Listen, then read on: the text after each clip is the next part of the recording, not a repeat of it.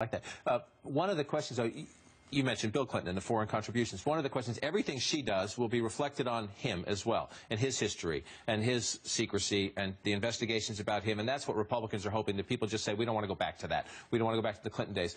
You mentioned the foreign contributions, and it is mind-numbing to me that when she was Secretary of State, the President of the United States said, can't do this. No foreign contributions. And for the most part, they agreed. There were some exceptions to that rule. Then she left office, and they started taking contributions again from foreign governments. Listen to Bill Clinton here saying, look, we're transparent about this. Don't worry.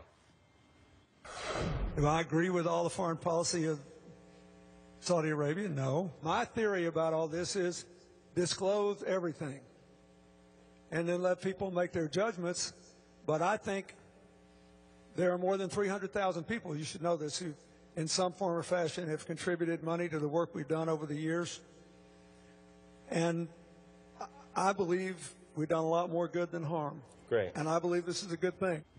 Yeah, there is no question the Clinton Foundation does some remarkable work around the world. However, he says disclose everything and everything's okay. If it was just him, just a former president, I could process that. But you know the whole time, Juana, that she is, A, she was Secretary of State, and B, she's probably going to run for president. Isn't that a higher standard?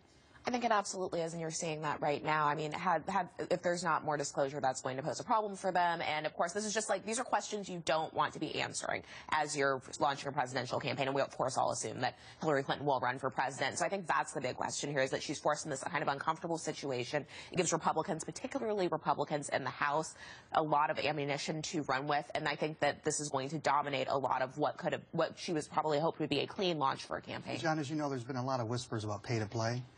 From inside the Clinton team, pay to play at the foundation. Those are going to become shouts unless she releases all those emails. But one of the questions